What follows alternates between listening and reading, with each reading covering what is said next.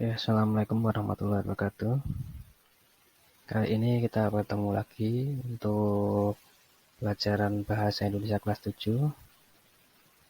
Untuk saat ini kita akan eh, mempelajari tentang teks prosedur. Oke, yang pertama adalah mengenal teks prosedur, yang kedua ciri-ciri dan struktur.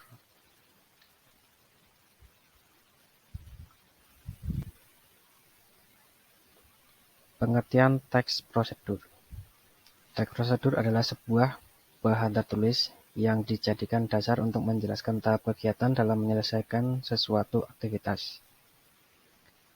Tujuan dari teks prosedur adalah menjelaskan bagaimana kegiatan harus dilakukan, agar pembaca dapat secara tepat dan akurat mengikuti sebuah proses yang membuat sesuatu, melakukan sesuatu pekerjaan, atau menggunakan suatu alat. Jadi di sini dijelaskan bahwa teks prosedur adalah kegiatan melakukan sesuatu secara runtut ya. Jadi lebih mudahnya contohnya seperti cara membuat jus jambu dan sebagainya. Itu adalah contoh dari sebuah teks prosedur. Nah, di situ pasti ada alat dan bahan dan sebagainya. Nanti akan kita bahas di slide selanjutnya. Ya, setelah kalian mengerti pengertian teks prosedur, lalu bagaimana ciri-ciri teks prosedur atau ciri-ciri teks prosedur itu seperti apa? Oke, kita jelaskan kembali. Slide selanjutnya.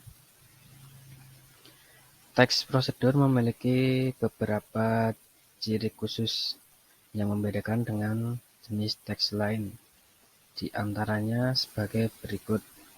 Yang pertama, biasanya teks prosedur menggunakan pola kalimat perintah imperatif yang harus ditaati dalam melaksanakan teks prosedur.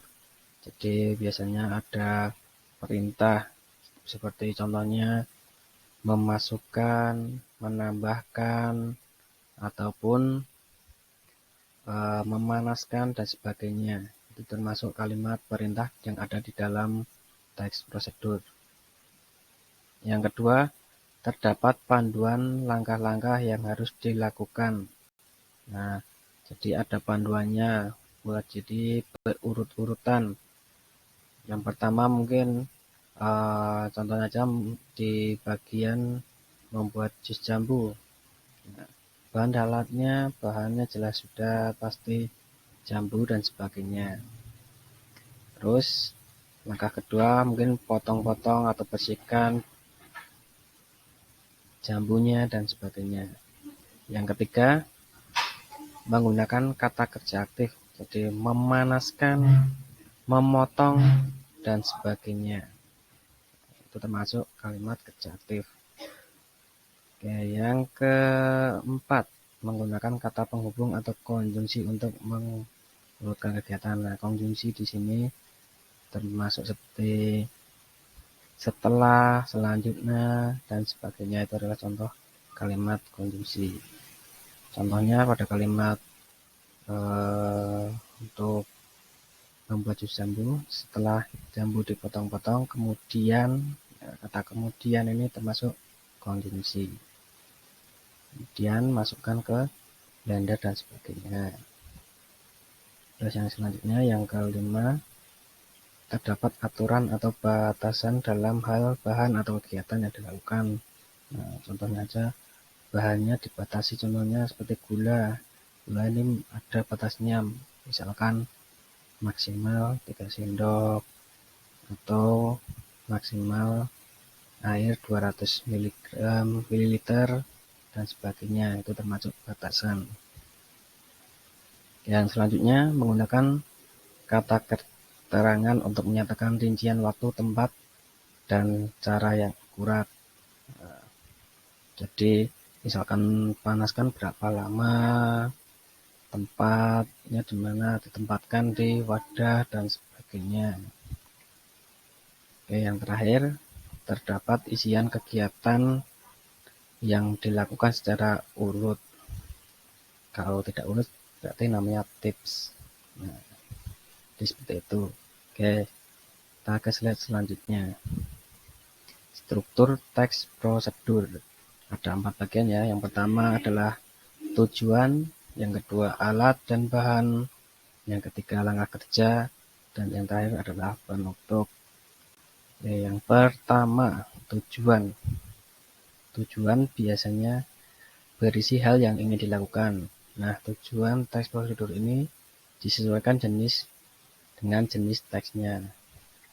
Bisa untuk menggunakan suatu alat, membuat makanan atau minuman, kerajinan, atau bahkan melakukan sesuatu. Contohnya,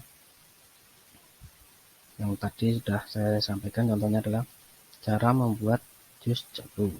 Terus kemudian contoh yang lain, cara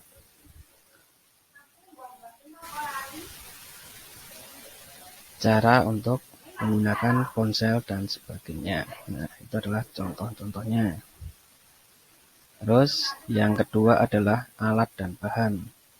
Struktur teks prosedur ini alat dan bahan ya. Struktur teks prosedur ini isinya tentu memuat segala alat dan bahan yang diperlukan.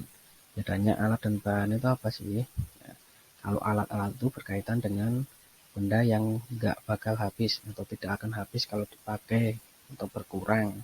Misalnya alat yang digunakan adalah untuk memasak, contohnya ada wajan, pisau, telenan, mangkok, dan sebagainya. Sementara itu, untuk bahan merupakan sesuatu yang dapat berkurang ataupun habis ketika dipakai. Contohnya bahan yang digunakan dalam membuat roti, nanti kita ada tepung terigu, gula, garam, mentega, telur, dan sebagainya. Itu yang ketiga, langkah atau langkah kerja. Berisi urutan langkah secara rinci dan bertahap, jadi step by step. Hal ini bertujuan untuk membuat suatu kejadian secara runtut sehingga tujuan teks prosedur dapat tercapai. Dan yang terakhir adalah penutup atau simpulan. Struktur teks prosedur yang terakhir adalah penutup atau kesimpulan. Isinya berupa simpulan dari suatu prosedur yang sudah dilakukan. Bagian ini juga biasanya berisi harapan atau manfaat yang didapat jika langkah-langkah pada teks prosedur dilakukan dengan baik. Jadi itu adalah dari teks prosedur. Oke, mungkin kita dapat akhiri. Terima kasih telah menyimak. Assalamualaikum warahmatullahi wabarakatuh.